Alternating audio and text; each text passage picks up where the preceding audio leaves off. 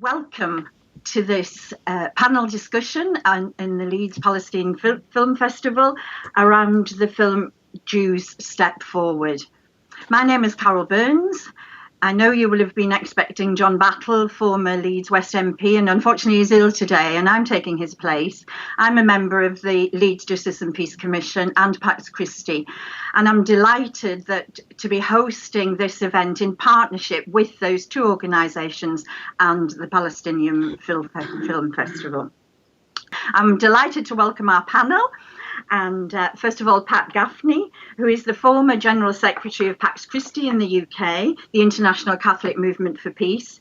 She's been on many fact-finding and solidarity visits to Israel and Palestine and led an alternative peace pilgrimage to the region. Dr. Alice Rothchild is a retired US physician, women's health activist, author, filmmaker, steering committee member of Jewish Voice for Peace, Health Advisory Council, and one of the interviewees in the film. And Adam Said is a Palestinian student of Arabic and politics at the University of Leeds, cinema lover and activist in the apartheid off-campus student-led network. And he's also told us that he's half Czech as well. So, wow, a really international panel. So thank you very much to everyone who sent questions in advance. I've tried to group them together so that they are easier to answer, and hopefully we'll be able to get through all the questions. So if I start off with the first question, and this was from Jane, and she would be very interested to know, first of all, the difference between Judaism and Zionism. But then she's got another couple of following questions, so probably Alice may want to start off with that. But then her follow-up questions are, does Zionism preclude peaceful coexistence with Palestinians?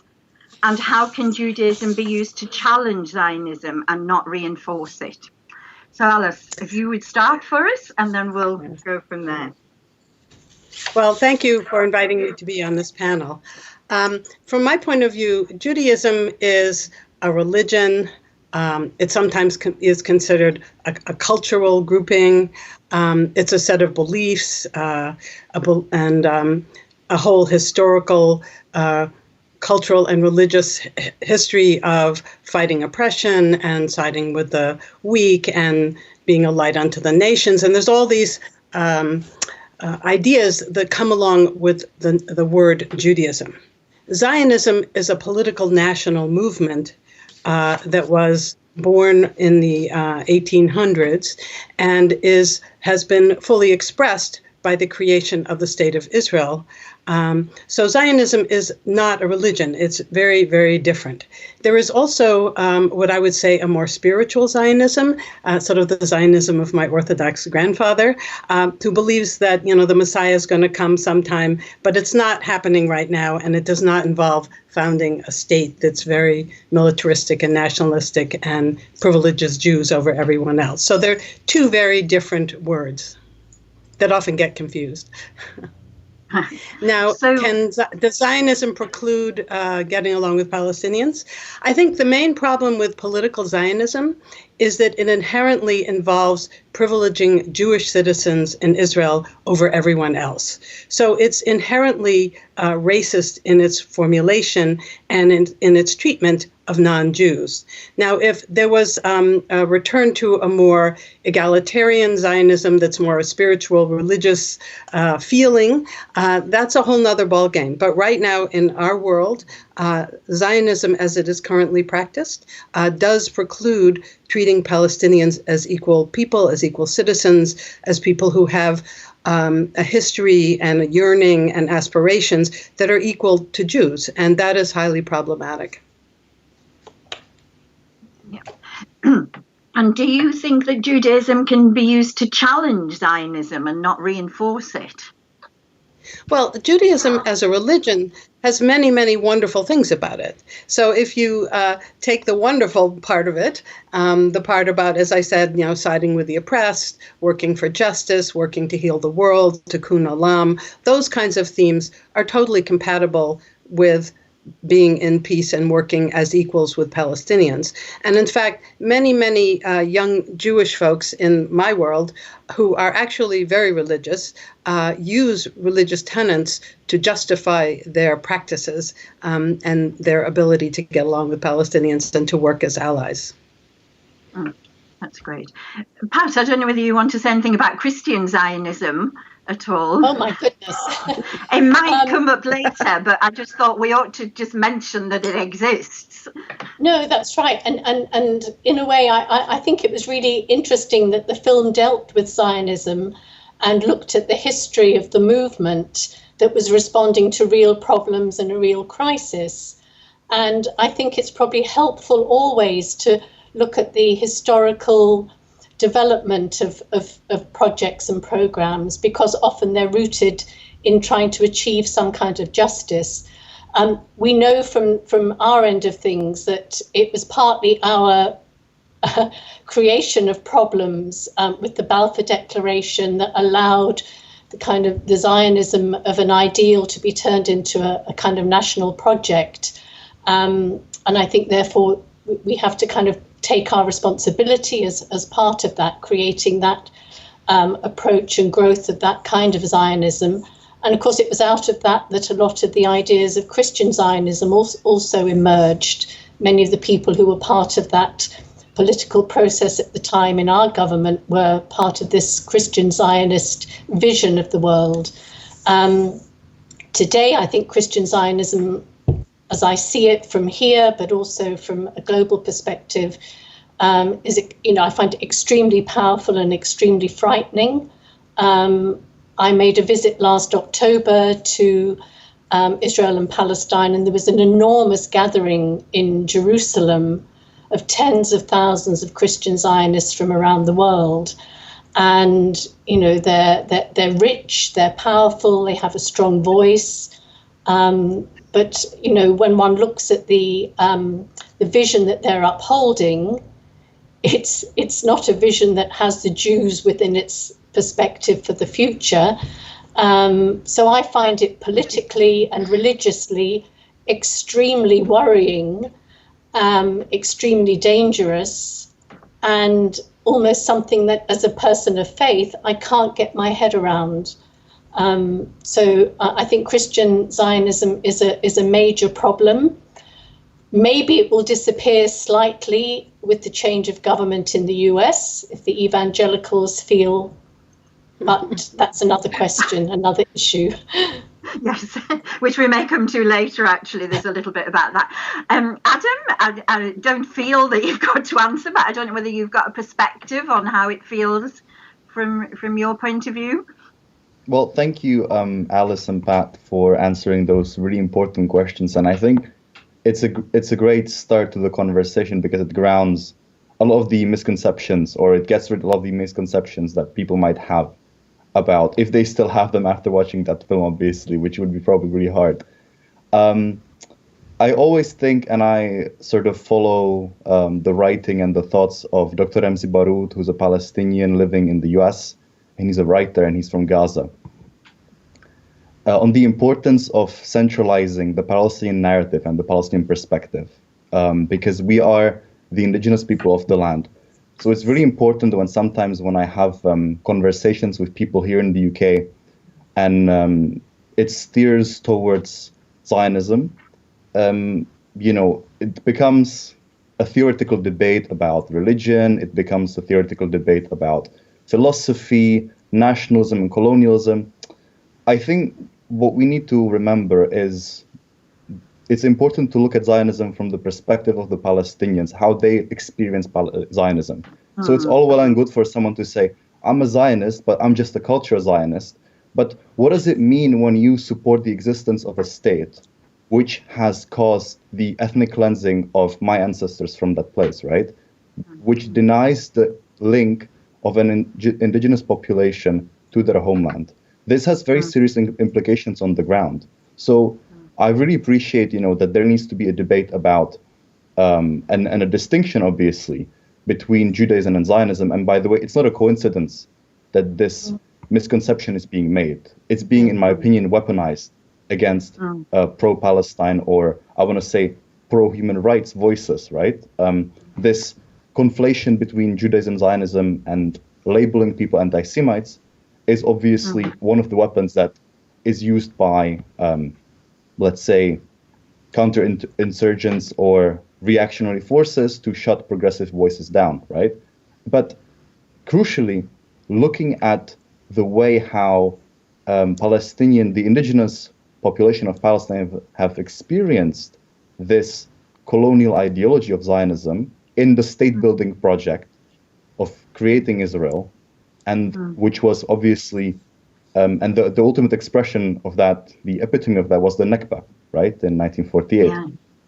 It's really central and it's really important. So for me as a Palestinian, Zionism means what Alice said, the idea that somehow there are people who are more privileged, or they have more rights to a land which I come from, and they can stop me from entering it, and they can dictate how I interact with people who live there as well, and they have the ultimate supremacy over that land. And this obviously relates to whether or not, and this is my final thought on this topic, whether or not Zionism precludes or stops, the coexistence between Palestinians and Israelis. In my opinion, it does. Because how can you ever base a society on a supremacist ideology? You can't do that. You will always get to a point where we are right now, where you have a one-state reality, which is practicing apartheid, where the indigenous population of the land doesn't have the same rights wherever you go. It doesn't matter if it's Gaza, it doesn't matter if it's the West Bank, or if it's East Jerusalem, or Jaffa, or Nasra, or Nazareth, It's all the same. Palestinians are always experiencing a situation of discrimination and systematic racism. And this problem comes to the core of Zionism, basically. Yeah. And I agree with you. I thought it was really good in the film that was all explored and helped people to go on that journey as well. Alice, this is really in a way for you, because it's about the film in the context of America. And Francis wanted to know originally who was the film intended for, and has it had wide circulation? And someone else wanted to know, Lenny, who's actually American but has lived in the UK for a long time. And she wondered if there had been resistance to showing the film in the USA, and was it being accused of being anti-Semitic? So sort of linked to some of the things that we've already said. Right. So, I'm not the producer of the film. I was in the film, but I understand that the film has been shown all over the country to a variety of different audiences. And, the reactions have been literally all over the place. I mean, a film like this will trigger a huge amount of hostile response from people who don't want to understand the brutality of dispossession and occupation. There are also people who applaud the film and who say, you're showing it how it is, and this is an honest depiction. And I think what Marjorie was trying to do is that the voices of Jewish people speaking out has one kind of power, and the graphic pictures are the lives of Palestinians, and that has another kind of power. So I think she was mixing those two kinds of messages together to produce a film that is not supposed to make people comfortable. I mean, it's supposed to be a bit shocking and a bit like, wake up, this is what's happening. People are dying. People's lives are being destroyed. We can't just sit here and sing Kumbaya and hope that, we'll have a two-state solution and everything will be lovely. This is not what's going on. So I think, as you can imagine, the responses have been all over the place. I don't know particularly if somebody has accused the film of being anti-Semitic, but I suspect people would do that because people confuse criticism of Israeli policy with anti-Semitism. And Israel is a state. It is a state like, Czechoslovakia is a state. We have a right to criticize it when it does terrible things and to support it when it does good things. It is a state. It's not a religion. And so criticizing a state is very different than criticizing Jews for being Jews. And so I think that issue comes up a lot. I mean, it comes up for me, in my speaking and my filmmaking and all that kind of stuff. So all of us on the front lines, and I'm sure all of you have had the experience of being accused of anti-Semitism when what you're doing is criticizing state policies, violations of human rights, ignoring Palestinian aspirations, all the kinds of things that we're talking about.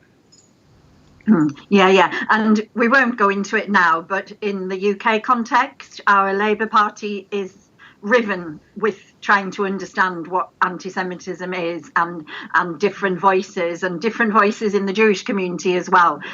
So it's a live issue, isn't it? Our State Department has defined anti-Semitism as criticism of Israel as one of the forms of anti-Semitism. And so already from the top, we have a confusion and basically a very dangerous assumption about what anti-Semitism is. And the problem is that there is real anti-Semitism. I mean, there's a big right-wing, force in the United States who are truly anti-Semitic, and that is totally different than people having moral criticisms of the behavior of the Israeli government. Yeah. Adam, did you want to? Are you all right there? No, I was just agreeing with Alice. Great. Yeah.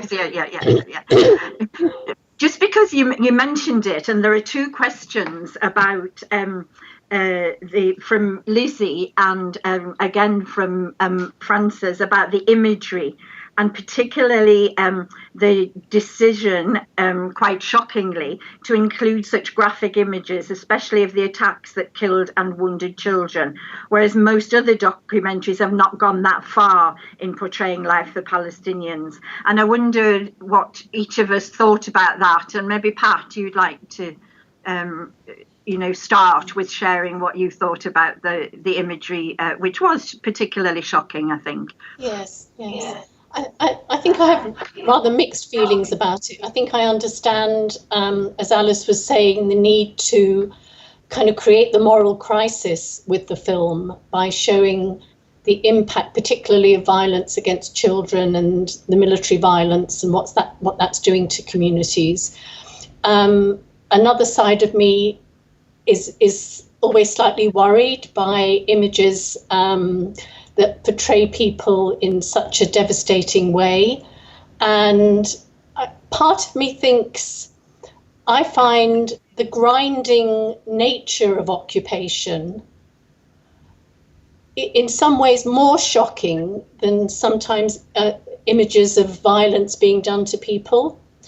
The daily grind of occupation, of trying to carry out one's life, of moving around, of being isolated, of being cut off, of being totally frustrated in every day of one's life.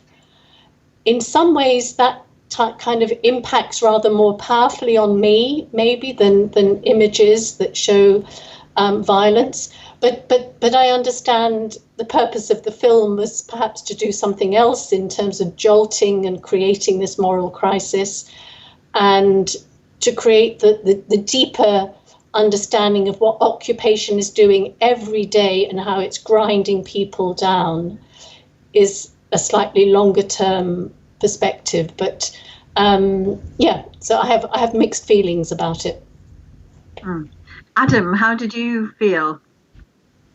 Well, thanks for this question, because this is something that I was thinking about when I was watching the film. And thank you, Pat, for mentioning this, because I was just looking at my bookshelf, if I had the book or not. I was looking for The Wretched of the Earth by Frantz Fanon, because in The Wretched of the Earth, Fanon talks about the concept of violence, right? Violence isn't just rockets falling on Gaza.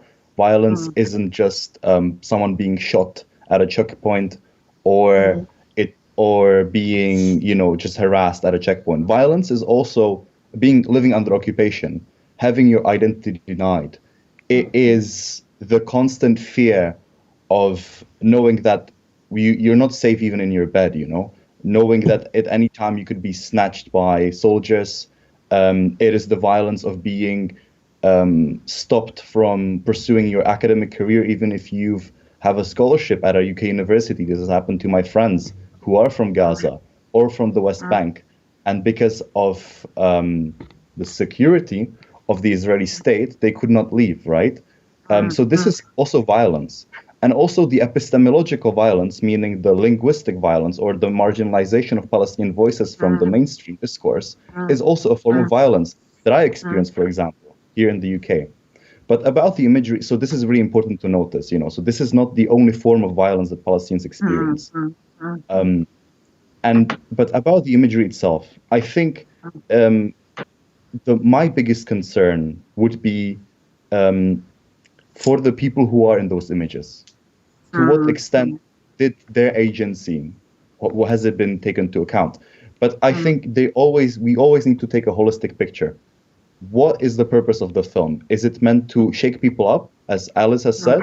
If that's the case, then we're going to have to make sacrifices on some other things, as is the agency of people in the pictures themselves, or maybe what I was thinking was the limiting of the Palestinian to a victim. But then other parts of the film were talking about the resistance and how people live their lives. So that's in that sense, I was not worried. But it's just about the agency of the people on the pictures. But that is always difficult. And I think it was not a display. It wasn't, sort of meant to. The goal was to shock people and to show them the reality. And let's just remember, they were talking about what happened in 2008, 2009. 2014 was even worse, was incomparable. So if people are shocked by these images, try to imagine living that reality in 2014. Try to imagine living and not being able to get away from it. So that's my opinion. And I think people, if you are distressed by these images, which you should be, then you have to take action and you have to speak up and think critically about what is happening. Yeah. Alice, did you want to say any more? Any more comment? Well, I also want to. Sure. Playing off of what you just said, I think that people need to also understand that when there is a huge amount of violence being put upon Palestinians, the Palestinians are always being accused of being violent. And I think part of what Marjorie was trying to show is the Israeli military machine is violent beyond imagination. And that she was trying to get some proportionality here and really show, the context in which it's happening. The other thing I would like to say is that the violence doesn't happen in a still photograph.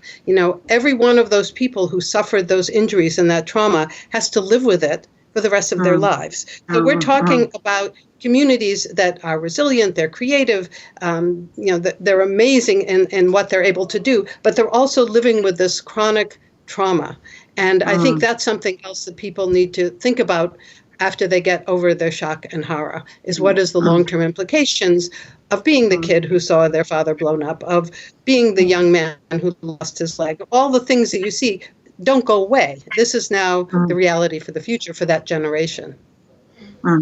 Yes, I think all that's really important. And I think it's part of our model culture, ironically, that even though there is so much civilian death in conflict, that somehow news organizations and media feel the need to protect us from it. And there's often in mainstream news organizations great controversy when something like this is shown, and yet it's the reality. And so, maybe it has that purpose of the jolt, of the call to action, because sometimes we do need shocking into doing things because we've not had that experience. But it's a really interesting discussion, isn't it? Now we've got 3 questions, so I'll try, and the ones that were to do with the environment in the US and the UK. So Ruth has asked about opinion changing in the US and the UK, especially amongst young people, and then has also asked, will the Biden presidency change things? And then Vera talked about what can we do in the UK as a much smaller power, and also given that we're leaving the EU, where we may have had, joint approaches. And then someone else, Joe asking, particularly because this is a particularly Christian audience or organisations rather than audience, is there something that Christians can do that would be supportive of the Palestinians? So a few different things about how things are changing. Are young people changing both in the US and the UK? What can the UK do, and what can Christians do? Adam, would you just like to start? Are you okay to start, and then we'll... Yeah, sure. Yeah, I'll get us started on the young people. I have experience with young people. Exactly. You're thin on the ground, you know. Yeah, exactly. I'm a representative of every single young person. I wish. It's just a joke. Anyway, when it comes to stances among young people, on Palestine, and I want to say general progressive political issues, I obviously have a limited sample when it comes to university students. And generally, people, I have to say, are not very educated on the issue. People might have come across it at GCSEs, which is, high school in the US. People might have taken a course at university. They might have seen something go through the news, but there really isn't a massive level of engagement. The positive thing is that people, when you speak to them, they're willing to listen. Especially here on the campus, you get a lot of support for Palestinian human rights, which is obviously very encouraging and always good to see. But in general, I feel that my generation, people who were born after 1995, there is a movement towards being apolitical, staying away from political issues, and I think this is encouraged by the consumerist environment that we are in at the university, for example. Like my union, when you talk about students' union, before I joined university, I imagine, students' union, it's going to be, revolutionary politics and progressive movements and like very engaging conversations. The motto of our students' union is "Love your time at Leeds." What kind of progressive change do you want to achieve if you're just going to love your time here? A lot of struggle is ultimately very rewarding, but it's not pleasant necessarily. And I think if we learned anything from history, it always has to be young people that are heading those struggles towards progressive, right? To be at the forefront of the progressive political movements. Unfortunately, this is not entirely the case, but I think that opinions are changing and people are willing to listen. But it is an uphill battle. But I think that people now, with issues like surrounding about race and decolonization, are willing to listen. And this is the opportunity that we have to seize. We need to connect Palestine to every single other struggle, because it is already connected. We just have to draw the lines. Since the 60s and the 70s, there was a connection between Black liberation and Palestinian liberation. And of course, the South African struggle against apartheid, and Kashmir and Palestine right now, and decolonization. For example, I attended a protest at Oxford, which was aimed at, it's called the Rhodes Must Fall protest, and for decolonization, to remove a statue of a colonial slave owner, really, from the University of Oxford. And we talked about Palestine there, and we talked about racial struggles, and we talked about Kashmir, because all these issues are connected. We just have to mobilize people to act on them. Yeah, great, thanks. Alice, what's the American experience? Because I've certainly heard commentators say that young Jewish people have a very different understanding around Israel and Palestine. But, tell us more. Okay, well, as you know, we are living in a fairly crazy time here after our 4 years of Trump. So I think there are several things going on. The first thing is that there is this huge, powerful evangelical movement that involves youth, that is very reactionary, and that we're not going to count on for anything positive happening. But in the Jewish community, things are much more frayed. So Jews in America, and I think in the world, have tended to be liberal. They've tended to support civil rights and women's rights and been very active in the labor union movement and all those kinds of things.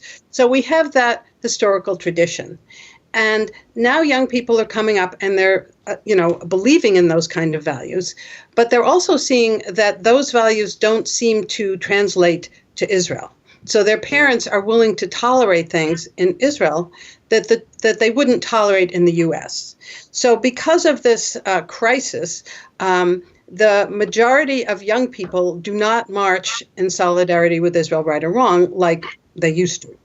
And this is freaking out the mainstream Jewish establishment, obviously. So we have birthright programs and all sorts of things to indoctrinate youth, because it's looked at as the problem isn't Israel. The problem is that Israel's getting a bad rap and the messaging is bad, not that the colonization of Palestine is bad.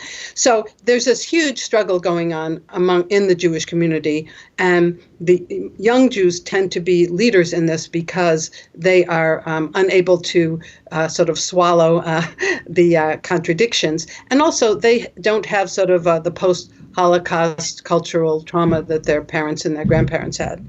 I think we also see on colleges a lot of pro-Palestinian activism, Students for Justice in Palestine, efforts to promote the boycott, divestment, and sanction movement, to get their universities to be involved in this. So there's this constant rumble of this happening.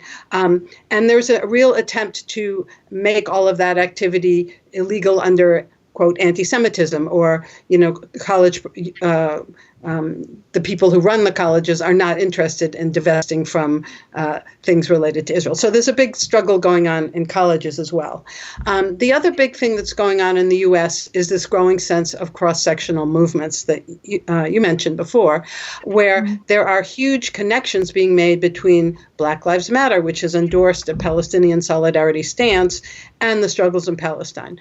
Struggles against police brutality, because many of the police in the U.S. have been trained in Israel, or their supervisors have been trained in Israel. So, we've seen in police departments that used to be theoretically to protect the civilian population are now acting more like an occupying force. They're hugely militarized. They have the same kind of equipment that a lot of Israeli border police and soldiers have. They've got the stuff that the Pentagon doesn't want anymore. So, local police may have military vehicles. I mean, we see the militarization of the police. And so their approach to communities that are resisting or communities that are in trouble are more like an occupying force than a force that's supposed to help the community. So there are all these intersectional struggles that are happening that are getting louder and clearer in the U.S. that make it also much more interesting to be part of the movement, because it's not just, the Jews and the Palestinians are fighting over this. It's now, no, this is a movement that crosses lots of boundaries and that many, many people can sympathize with or have some understanding of. And also the whole anti-colonial issue is another intersectional moment. Yeah. Pat, would you want to say a little bit about perhaps what we might be doing in the UK and, to address the Christian side of it as well, but also on the other things as well? Yeah, no, well, just affirming the cross-sectional kind of connection thing there, as well as many of our universities having kind of Palestine solidarity groups and networks who have been experiencing a lot of pushback in the last 18 months. There are also many student groups very much involved in the kind of stopping arms sales to Israel kind of campaigning, and I think that's a very good connection to make as well, there's that particular strand. What I want to kind of introduce is as another perspective, and Alice may kind of be able to add to this.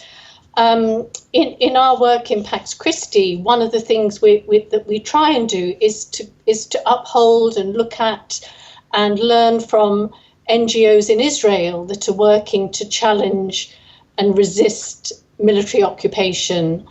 So I'm interested, for example, in those groups like Rabbis for Human Rights, Machim Woks, that try and engage with young Israelis inside Israel, but also within the American communities as well, setting up internships, creating exposure programs. And to me, I think they're very important contributions to this thing of raising awareness about what's happening within Israel, and building a deeper kind of sense of empathy and solidarity that gives people the tools and the language and the experience to better campaign and to be better advocates back in their own countries. So I think the role of NGOs is very important in this whole issue of engaging different generations, but the opportunities of working with young people. And I've just read 2 reports from young interns who are working at the moment with Rabbis for Human Rights, and they're making exactly that connection with the Black Lives Matter. They're reflecting back on what they've been doing in the US, and they're seeing what's happening now in Palestine, and they're making that connection very organically. So I think in terms of solidarity and education and building skills that empower people to be good advocates and to take solidarity actions, I think the role of NGOs is quite important in this. Yeah, that's that. I think that's really, and that kind of links. Maybe we can follow on with this question that someone, Tracy asked about dissent within Israel, and I don't know. It's partly what Pat's saying, really, because one thing she said was the protests by young Americans against conscription and the Vietnam War seemed to have a massive impact on ending the war in Vietnam. Is there any sign of such a movement developing in Israel, or any thoughts on how young Israelis might be helped to face what's happening? I mean, I think Pat's answered that. I don't know whether any of you have any experience. Sure. So I think the thing to remember about Israel is that, first of all, it's a very diverse country, so we can't make any hugely broad things. But if you look at sort of what are people worried about as Israeli citizens, and we're talking about the Jewish Israeli citizens, not the 20% Palestinian citizens. Right now, a lot of protests are around Netanyahu and his continued hold on power and his, criminality, that kind of stuff. People are worried about the cost of living, finding housing. There are all sorts of social issues that people are worried about. But the issue of the treatment of Palestinians and the fact of the occupation is fairly low in the, Israeli consciousness, if you kind of take a big overall look at it.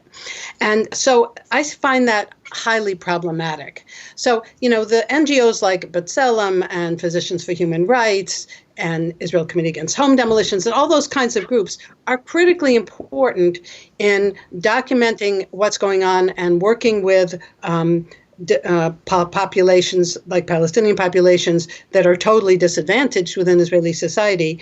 But one of the big issues is that the left in Israel has been so marginalized by the sort of rightward swing.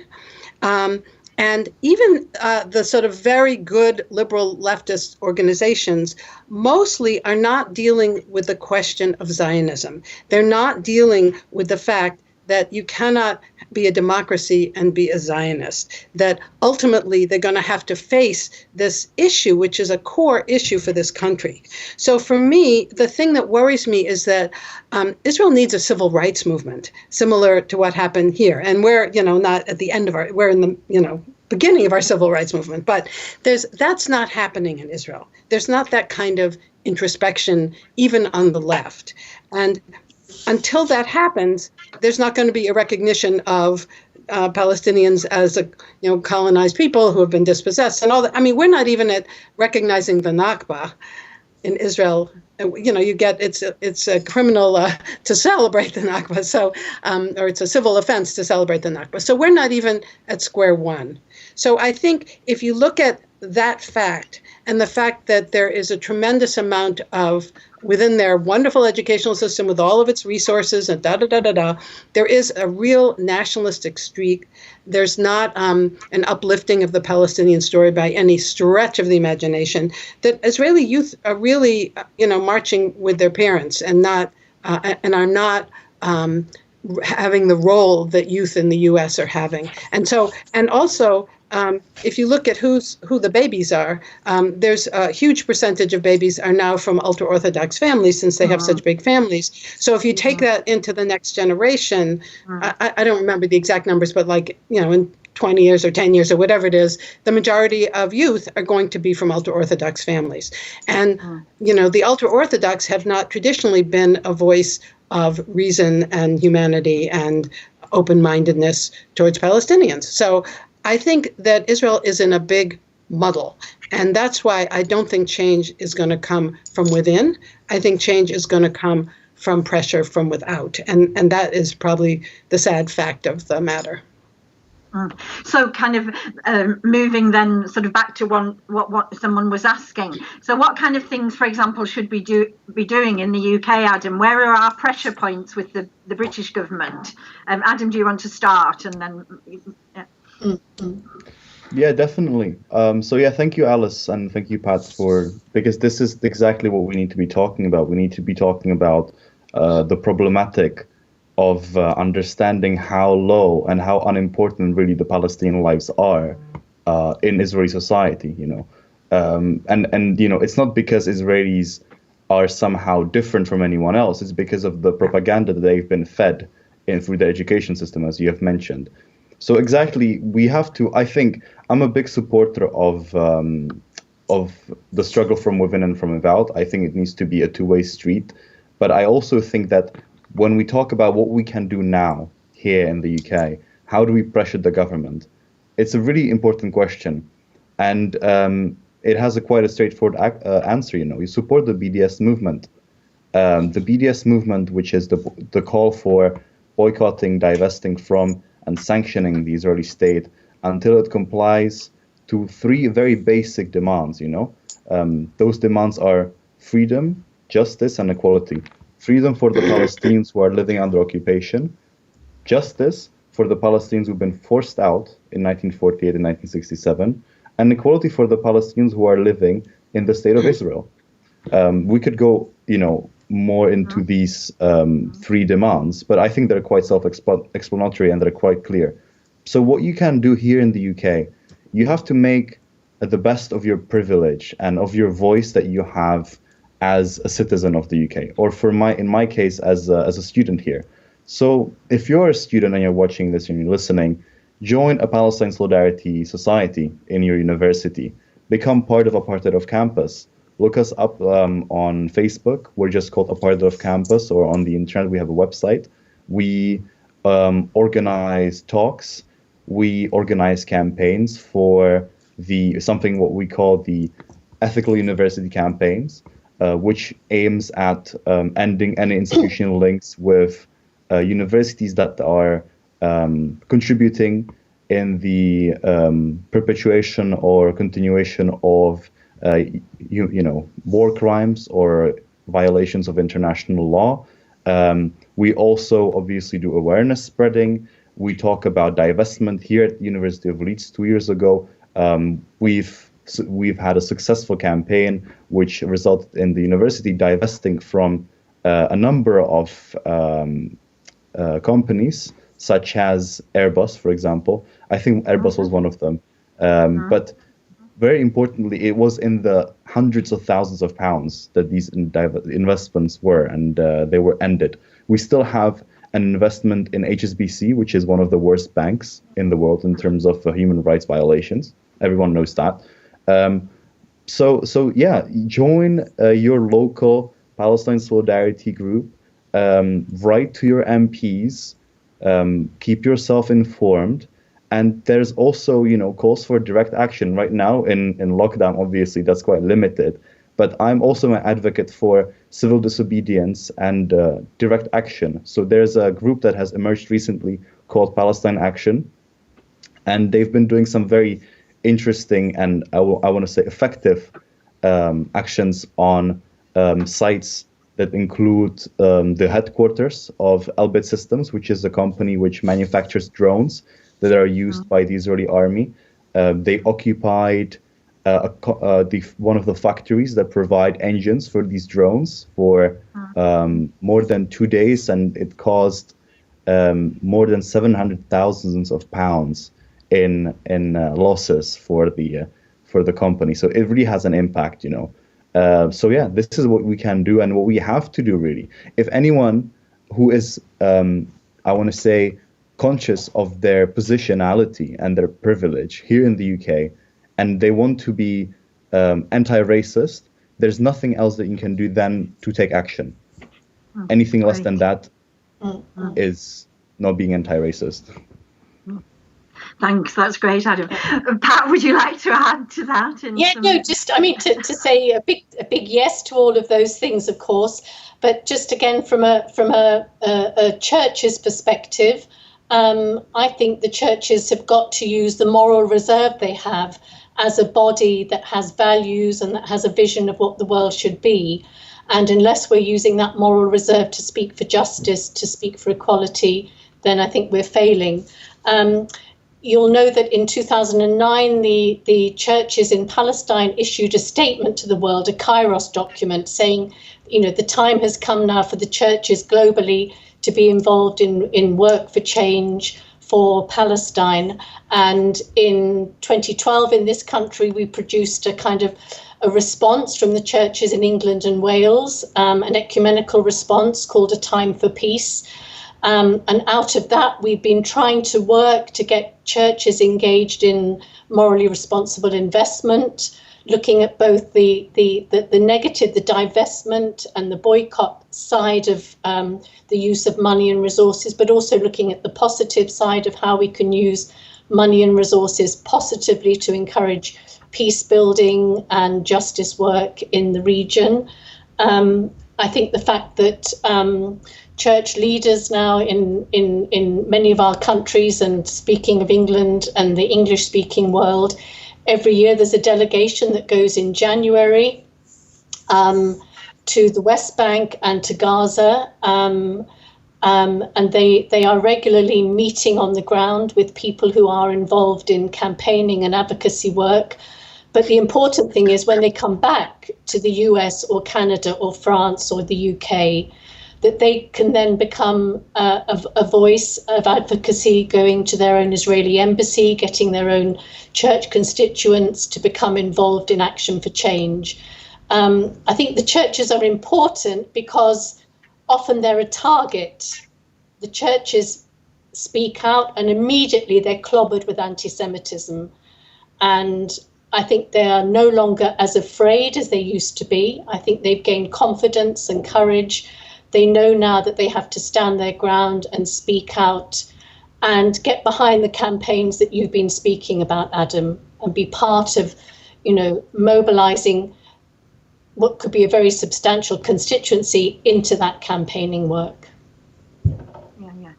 Let me just say also, thank you so much. I want to express gratitude and solidarity to all the churches in the UK that have been kind to have their doors open for our meetings and so on, and supporting the Palestinian struggle. Like, it's really important, so thank you all for that. Yeah. Oh, thanks, Adam. That's great.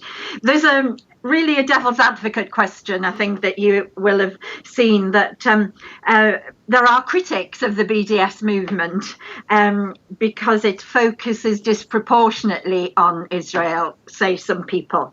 Why do we campaign for boycotts of Israeli goods but not of, say, those made in China?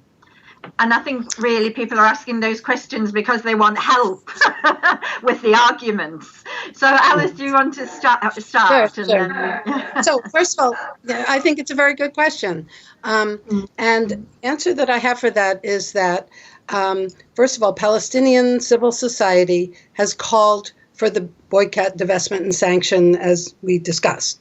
If there are other calls for boycott, divestment, and sanction from related to other countries that are committing human rights violations, et cetera, then we need to answer those calls as well.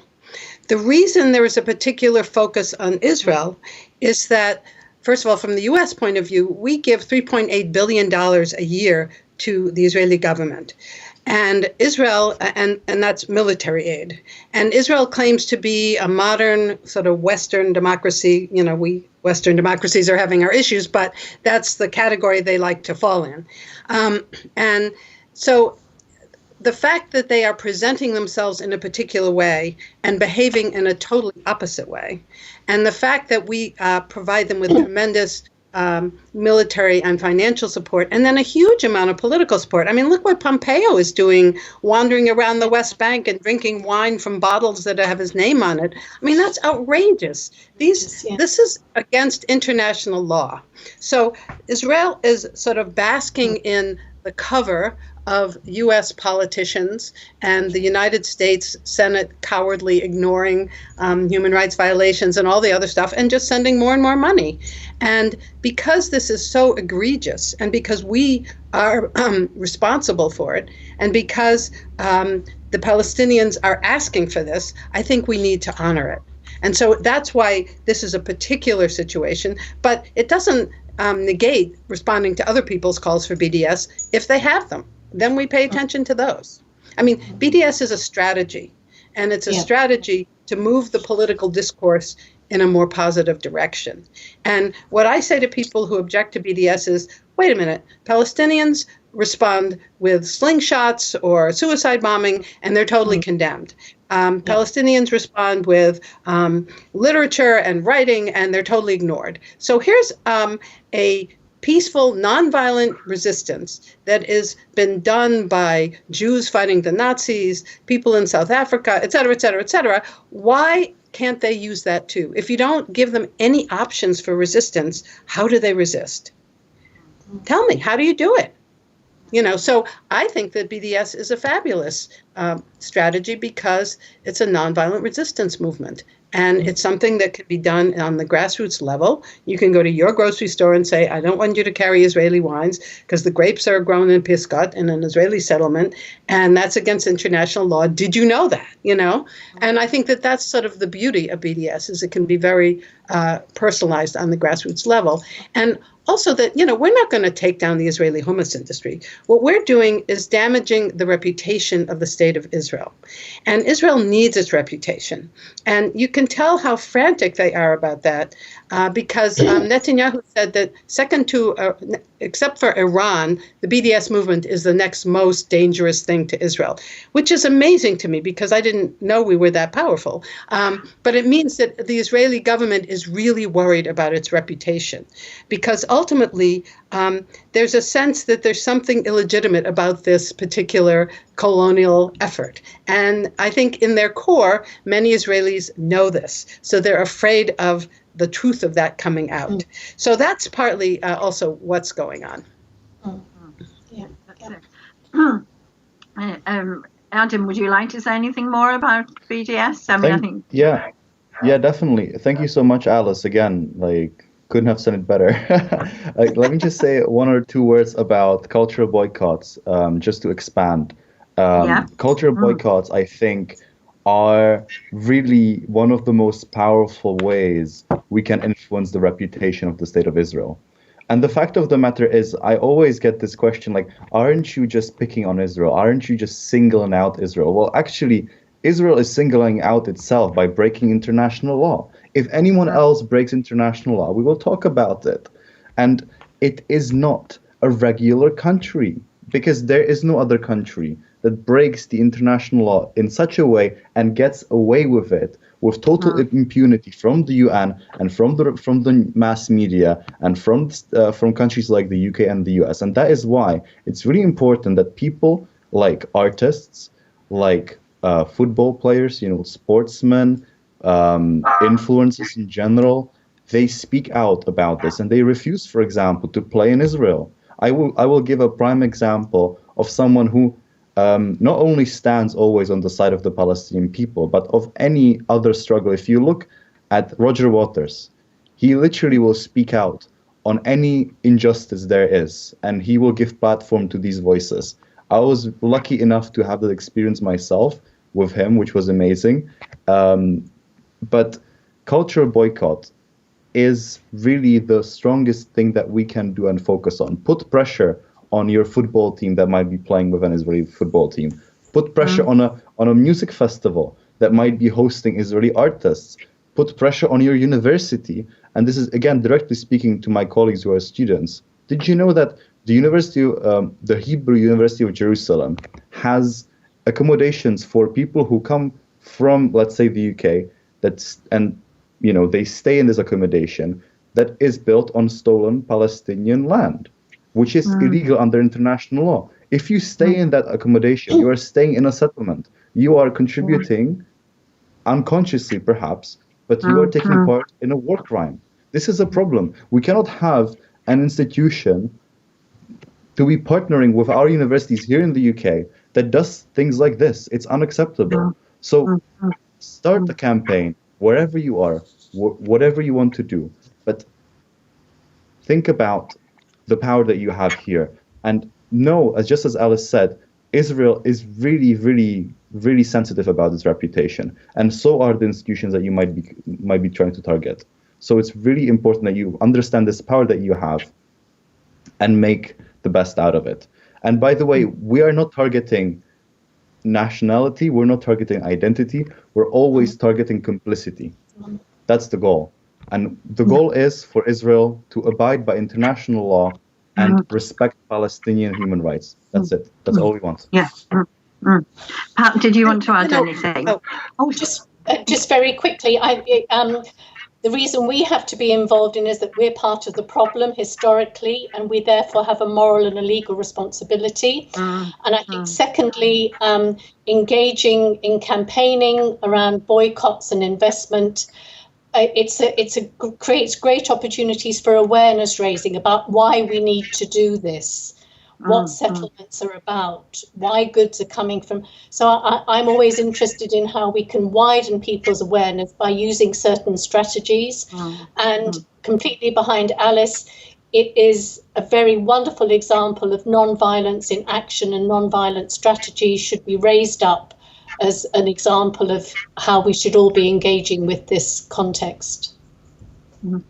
Alice, can I say one more thing? I also think that it's important to remember that the current situation is not good for Jewish Israelis either.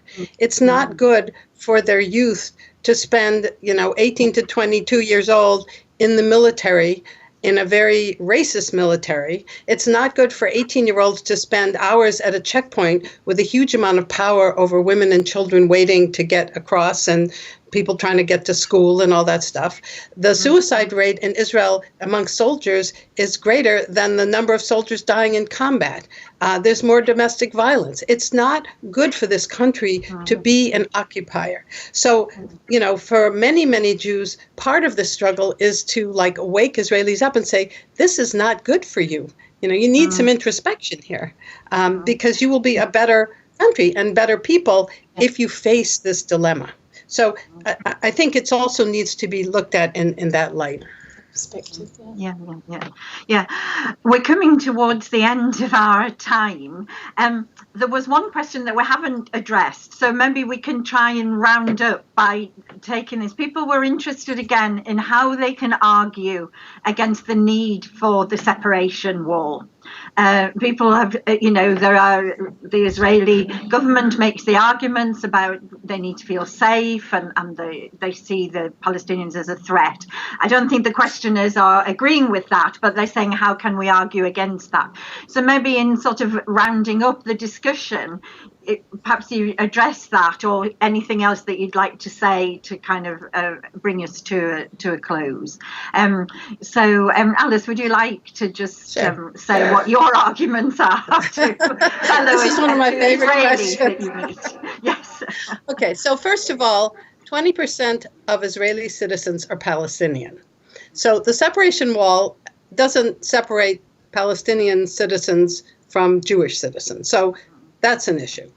The separation wall is largely built in the West Bank on Palestinian land. And when the separation wall was begun, it was theoretically in a response to suicide bombing. And that was, I think, around 2002. And if you look historically, the suicide bombing basically stopped, except for rare instances, long before there was much wall built. Okay, and it stopped because militant groups decided that it was not a good strategy to use. So the separation wall has nothing to do with the decrease in suicide bombing. What the separation wall actually is, since it's built largely on Palestinian land, is a massive land grab. It's a walling off of Jews from Palestinians in the occupied territories to make Palestinians invisible. And if you make people invisible, then you don't have to care about them. So I think the separation wall is actually a trigger for more suffering, more dispossession, more depression, more rage, and does nothing towards making Israeli Jews safer. And it is a myth that the suicide bombing stopped because of the wall.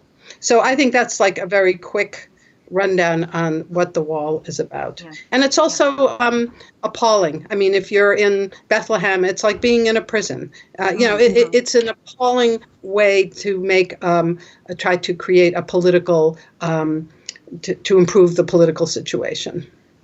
Yeah. So, Adam, just very briefly, because it's obviously a massive issue, but just a couple of things that you might want to say to round us off. Sure. No, I agree. Obviously, I agree 100% with Alice. But I would like to add one thing. When people talk about security and safety, the security and safety of who exactly?